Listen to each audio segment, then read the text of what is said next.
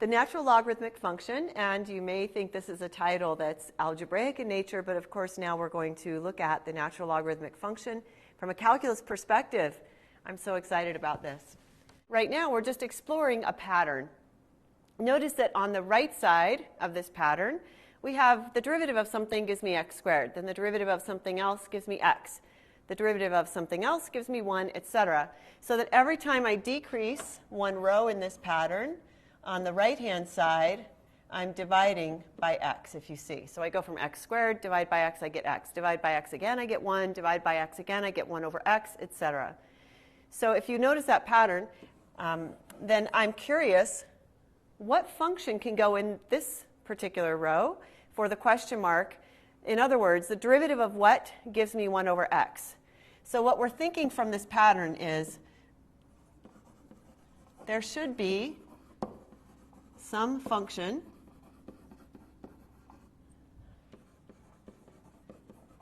such that the derivative, actually just let me write it in words, such that the derivative of that function is 1 over x. That's our hypothesis, basically. And now this is a springboard upon which we're going to build the whole next definition. So let's go there.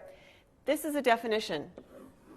We're going to define this new operator, ln of x, to be the accumulation function.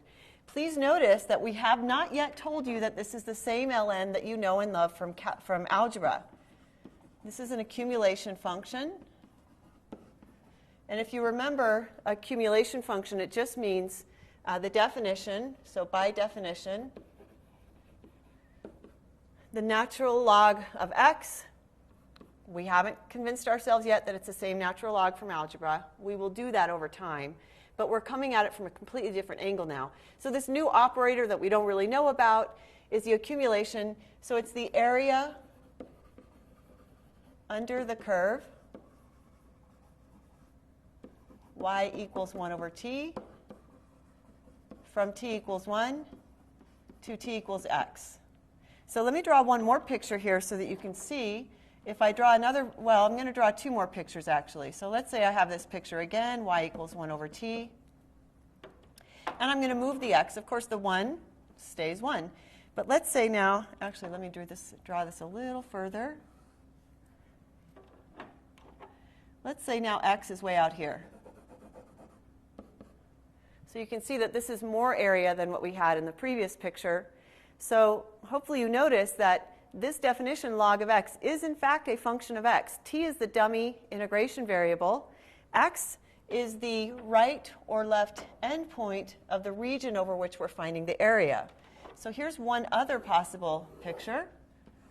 So again, I have this function, y equals 1 over t. Again, I have 1. But what if x is to the left of 1? Then we get this region here. Now this area, as I've drawn it, is positive. The area in the next picture is also positive.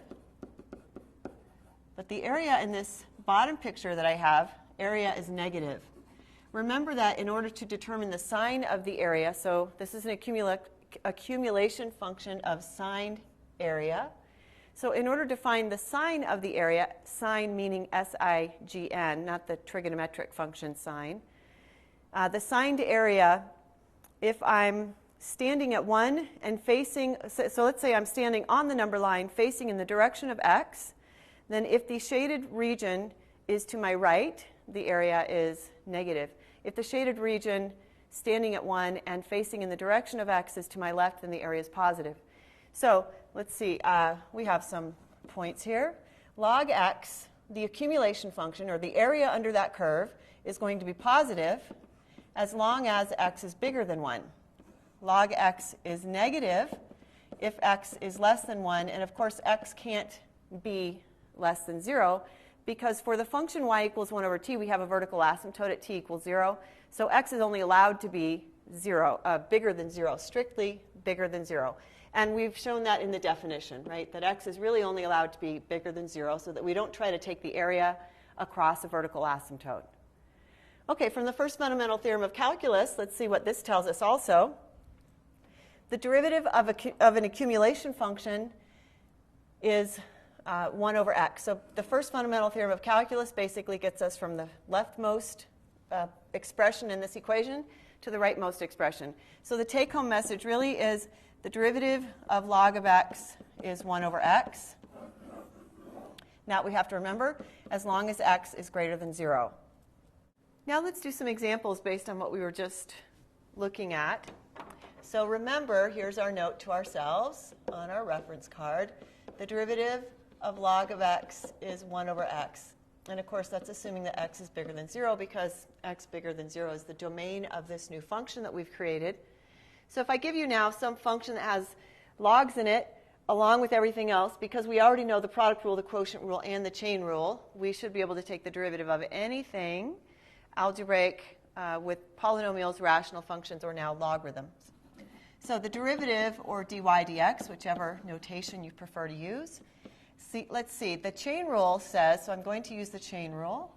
I'll write that down. The derivative of log of something is 1 over the something times the derivative of that something. The derivative of x squared is 2x. So I can simplify this a little bit and get 2 over x. And of course, we still have to note that our domain remains that x is bigger than 0. Okay, let's go on to example 2. This one says, find the derivative again. So basically, we're just practicing our derivative skills. It's not too bad. Let's rewrite this function first as log of 2x to a power. This is 2x all to the 1/3. Okay, so the derivative of log of something is 1 over the something. So that gives me derivative of 2x all to the 1/3 times the derivative of 2x all to the 1/3. That's going to be 1/3 times 2x to the negative 2/3. I'm still using the chain rule, times the derivative of 2x, which gives me 2. And now I think we can simplify this a little bit. So I get 2 in the numerator, 3 in the denominator, and I have 2x to the 1/3 in the denominator, and also 2x to the 2/3 in the denominator, which gives me 2x to the 3/3, which is just 2x. So this gives me 1 over 3x. And again, we're assuming that x is bigger than 0, because that's the domain of the original function. Now I have log of a polynomial for the next function. So the derivative of log of something is 1 over the something times the derivative of that something. In this case, the something is a polynomial. The derivative of the polynomial is 6x plus 14. So there's not much to do here. To simplify, that is. So that's all we have. The domain, let's not forget to write that. The domain here would be all x values such that 3x squared plus 14x minus 5 is bigger than 0.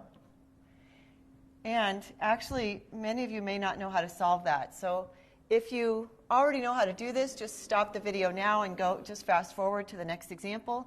But I'm going to take just a few minutes to solve this this polynomial inequality, just to make sure we know how to do this. So 3x squared plus 14x minus 5 greater than 0. Let's see, does this factor? I believe it's 3x and 5 and 1 minus plus. Does this work? Let's see, 3x squared minus 1x plus 15x gives me 14x minus 5 at the end. Great. So now basically, the only time that the product of these two factors is going to be positive is if either they're both negative or they're both positive. So one way to do this is to look at a sign line, put the critical values on here of negative 5 and 1/3. So the critical values are those x values that make the left-hand side equal to 0.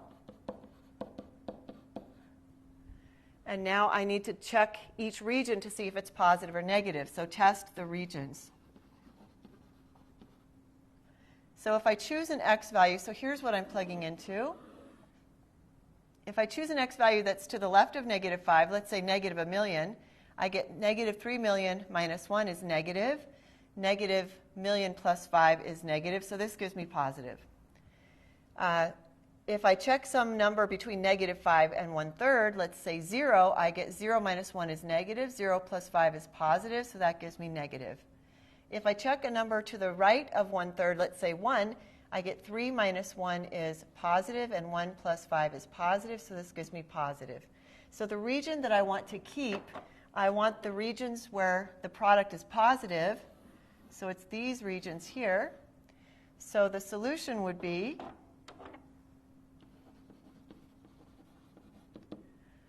let's see, when x is below negative 5 or when x is above 1/3. So this is the domain for our function. Just a little algebra review there. All right, let's do this proof. This is really the main point of the whole lecture today. The derivative of log of absolute value of x is equal to 1 over x. Notice that we already said, so let's say this. We already stated by definition and the first fundamental theorem of calculus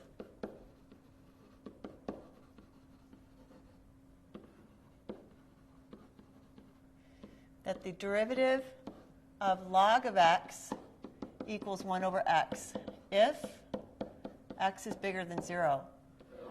So we already did this. What we're trying to do now is expand that a little bit. So let's break it into two cases. Case 1, x is bigger than 0. Well, if x is bigger than 0, then log of absolute value of x simply equals log of x. Right? If x is already positive, then the absolute value does nothing. And in this case, if x is bigger than 0, we already know this is true. So that was the easy case. The other case is if x is less than 0.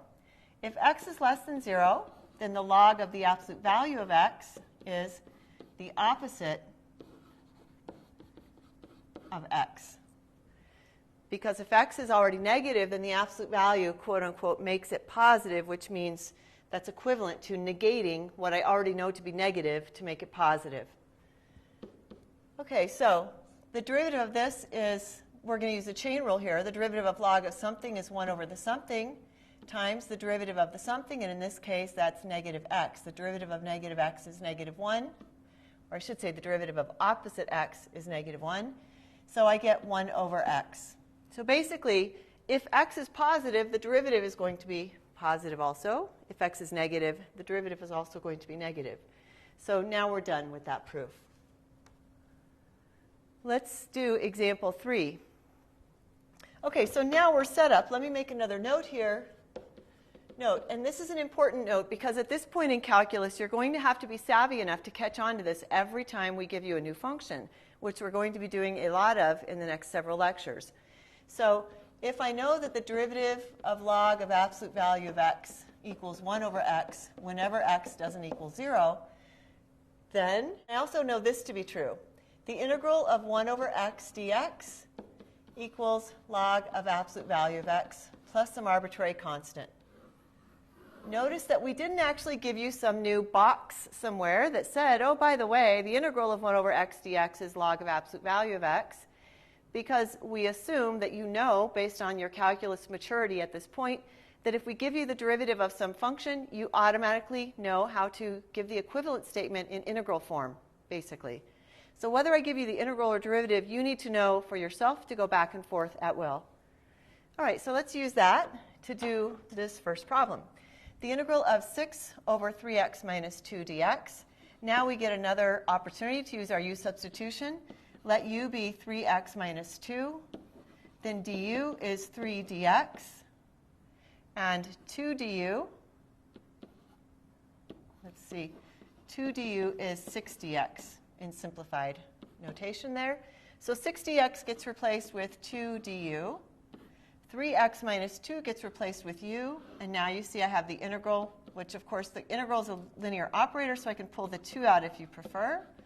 And now I basically have something that matches what's in red, except I have u instead of x. The integral, so the 2 stays there. The integral of 1 over u du is natural log of absolute value of u plus some arbitrary constant. And now I need to plug back in terms of x, since I started in terms of x.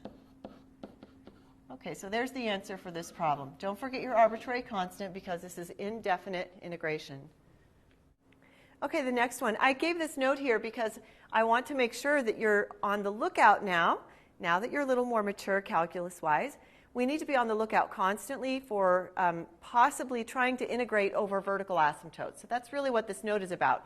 Where 7 minus 2x squared is equal to 0 someplace, but it's not equal to 0 between x equals 2 and x equals 5, which means I'm trying to find the area under this curve that is away from the vertical asymptote. So the curve where I'm looking from 2 to 5 is continuous, and I can easily find the area under the curve there, because geometrically that's what I'm trying to do. Okay, well, let's do this. We need a u substitution. So let u be 7 minus 2x squared. Du then is negative 4x dx. Notice that I have an x dx in my integral, but I don't have negative 4x dx. That's fine. I can play with constants. So let's divide both sides by negative 4, and now I'm here. One other thing I have to do, remember, before I switch over definite integrals, when I switch them over, I must also switch over the limits of integration. So I'm going to switch everything from x to u, which means what used to be the limits of integration, x equals 2 and x equals 8, that equals negative 1. So my integral now, where I saw a 2 before on the limit of integration, is negative 1. And when x equals 5, u is 7 minus 2 times 5 squared. 5 squared is 25 times 2 is 50. So I get 7 minus 50, which gives me negative 43. And that's the upper limit, because remember that location wins here. So the upper limit previously gets replaced by the new upper limit now. So 3x dx, the 3 stays there. X dx gets replaced with negative 1/4 du. And the denominator, 7 minus 2x squared, gets replaced with u. So I can move things around a bit. And here's now what I have. And now this fits exactly with the integral that I know, the integral of 1 over x dx, or 1 over u du. The main thing to notice is that this u matches the du.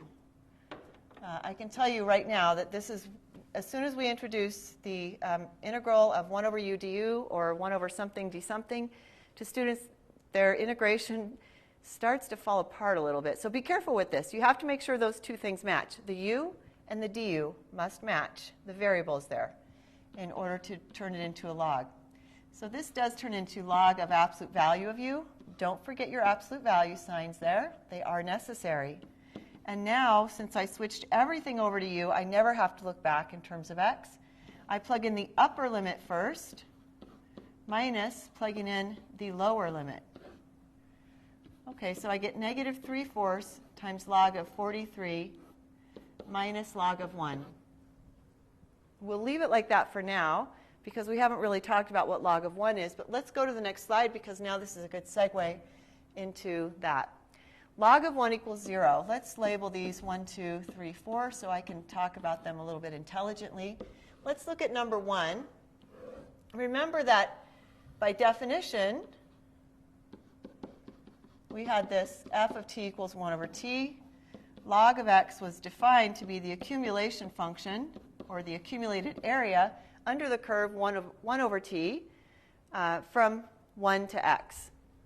So here's what we're saying. If x equals 1, by definition, we get this. The integral from 1 to 1 of 1 over t dt. The main question then is, what is the area under the curve y equals 1 over t from x equals, or from t equals 1 to 1? Well, that area is 0, right? That's the area under the curve from 1 to 1. It has 0 width, and therefore the area of all those rectangles is 0. So log of 1 being 0, hopefully that makes sense geometrically by the definition. I'll do a proof for, no, actually, I'm going to do a proof for number 3. And the proofs for the others, for 2 and 4, are very similar. So I think if I do proof 3, you would either be able to create the others, or you can look them up somewhere. So let's say this. I have a function log of ax. We're assuming for a moment that a is some fixed constant. The derivative of log of ax is 1 over ax times the derivative of ax, which is a. So this reduces to 1 over x. But also, I already know, okay, so we're assuming that ax is bigger than 0 so that we can do that. Also, we know by definition the derivative of log of x is 1 over x. So I have the derivative of two different functions is they both turn out to be 1 over x. So this means log of x equals log of ax plus some constant. So c is some constant. Remember that two functions can only have the same derivative if, in fact, they're basically the same function barring some arbitrary constant. Okay, well then let's let x equal 1. Then we know log of 1 equals 0. So plug in x equals 1. I get log of 1 equals log of a plus c. But I know log of 1 equals 0, so I get 0 equals log of a plus c, which means c equals negative log of a.